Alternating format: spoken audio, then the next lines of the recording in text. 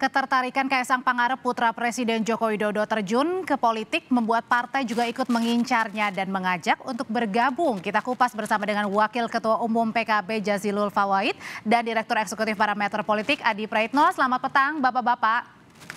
Selamat petang, apa kabar? Baik. Saya ke Pak Jazilul dulu yang kayaknya udah terang-terangan nih PKB mau menyambut, siapin karpet merah untuk Kaisang. Betul begitu Pak? Ya tentu PKB menyambut gembira anak-anak muda yang mau terjun ke dunia politik termasuk Mas Kaisang. Meskipun memang usia Mas Kaisang atau selama ini Mas Kaisang belum terlibat secara langsung di politik. Tapi kan hari-harinya sudah mengerti lah Mas Kaisang. Kenapa tertariknya untuk mau langsung menyambut Pak Jazilul ini kan track recordnya belum punya panjang ya untuk ya dunia politik ini seorang Kaisang? PKB hari ini memang getol untuk merekrut caleg pengurus dari kalangan milenial atau kalangan muda.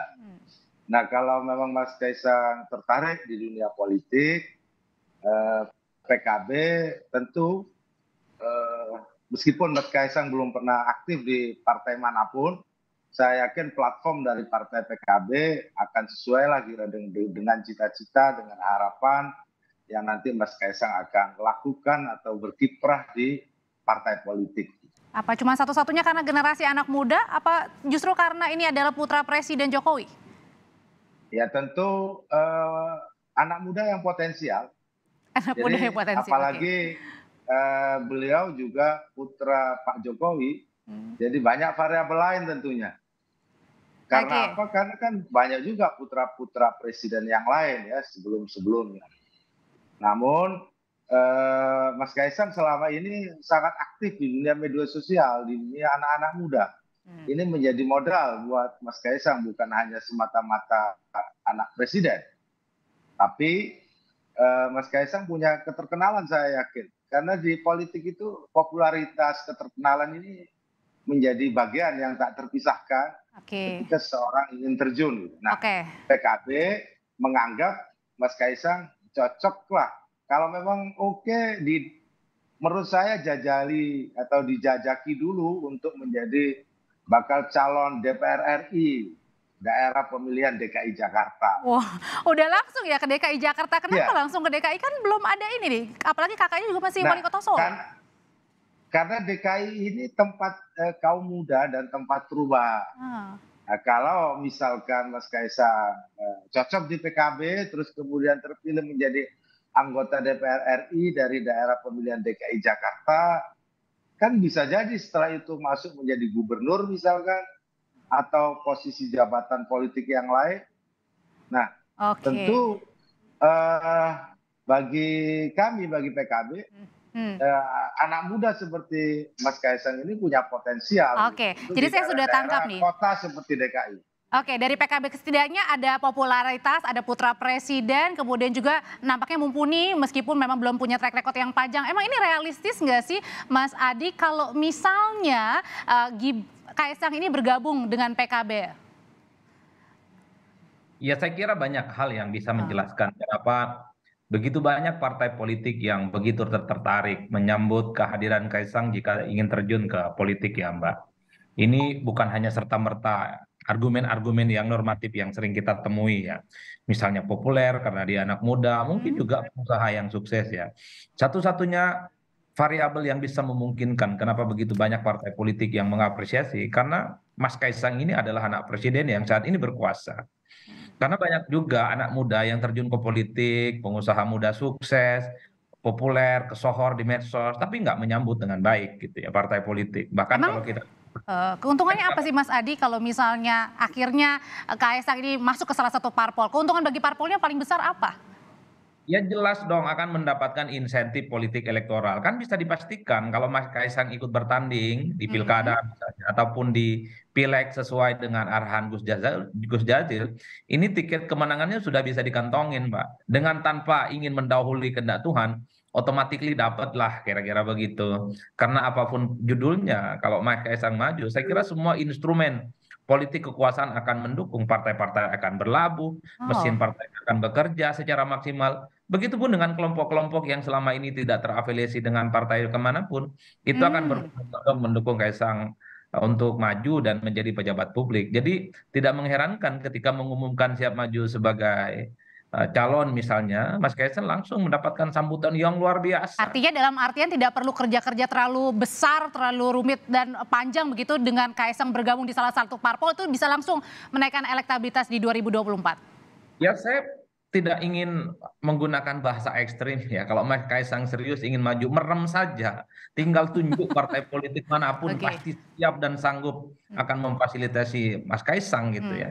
Ini belum menyatakan secara definitif kapan akan deklarasi dan akan maju. Semua partai membentangkan karpet untuk siap menampung dan mendukung secara total. Ada Gerindra, ada PKB, ada P3, ada PAN, bahkan Demokrat juga siap menampung. Nah, yang menarik, PDIP belum memunculkan satu statement politik apapun. Ini kan menarik, mengingat Presiden Jokowi itu adalah kader PDIP, Gibran kakaknya itu juga adalah kader PDIP. Kalau tiba-tiba yang lain kemudian ingin menyambut baik, Mas Kaisangnya bingung kemana kira-kira arah pilihan politiknya. Tapi saya yakin bahwa Kaisang itu tidak akan kemana-mana. Pasti ikut jejak politik abang dan bapaknya di Apa itu? PDIP. Di PDIP. Oke. Itu yang pertama, Mbak. Yang kedua tentu membaca konteks ya. Kan pernyataan Kaisang siap maju menjadi salah satu calon misalnya di Pilkada, itu kan tidak terlepas Bahkan udah saat. disebut-sebut sama Pak Jazilul tadi siap untuk di DKI Jakarta. Ya, tapi kan kalau kita membaca konteks politik, pernyataan Kaisang siap maju Oke. dan terjun politik itu kan sesaat setelah di mana Gibran menyatakan untuk bertanding di Pilkada Gubernur Jawa Tengah ataupun di DKI. Tak lama setelah itu muncul Kaisang siap maju bukan di Pileg ya, tapi di Pilkada. Orang kemudian mengaitkan bahwa kalau Gibran maju di Pilgub Jateng ataupun di DKI, maka suksesor selanjutnya adalah Kaisang menjadi calon wali kota Solo. Kan itu kan irisan-irisan Oke. politik yang kemudian saya lihat sebagai konteks yang tidak terputus. Kenapa kemudian Kaisang tiba-tiba menyatakan siap terjun dalam politik, Mbak? Ini tidak lahir dalam ruang hampa. Tentu ada kalkulasi politik yang sedang Oke. disusun. Kalau Oh, Gibran jadi calon gubernur, ya tentu wali kota posisi Solo kosongnya bisa saja Kaisang diberikan sama adiknya masnya gitu ya. Berpotensi. Oke. dalam ceritanya. Oke, saya akan langsung nanyakan nih yang sudah siapin karpet merah PKB Pak Jazilul. Jadi apa sih yang perlu dipoles dari seorang Mas Kaisang kalau mau ikut terjun ke politik? Karena kan katanya ngincernya ini eksekutif, jadi kepala daerah bukannya anggota legislatif. Ya, tentu sebenarnya Mas Kaisang ini hanya minus pengalaman saja. Artinya belum pernah menjabat di posisi-posisi jabatan politik atau jabatan publik. Nah, oleh sebab itu tahapan yang terdekat kan ini pemilihan legislatif. Kalau pemilihan legislatif kan lebih dahulu dari pilkada.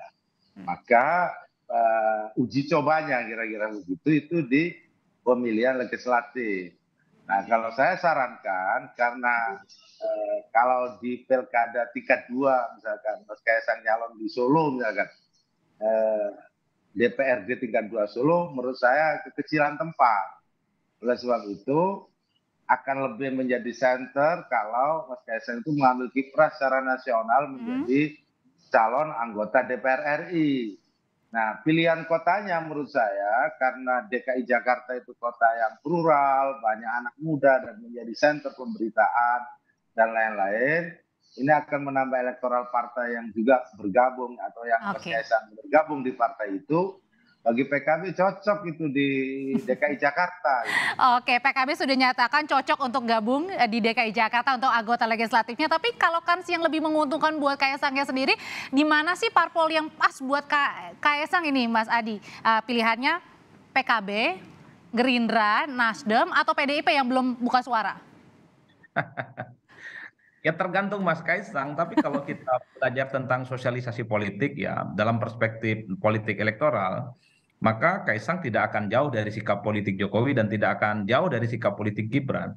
Sosialisasi itu adalah satu kesempatan yang dimiliki oleh setiap orang, di mana sepanjang hidupnya dia bisa belajar, dia mendapatkan informasi dan satu keyakinan politik dari lingkup terdekat. Jadi kalau bicara politik, lingkup terdekat Kaisang itu adalah Gibran dan Jokowi. Artinya Bukan PDIP?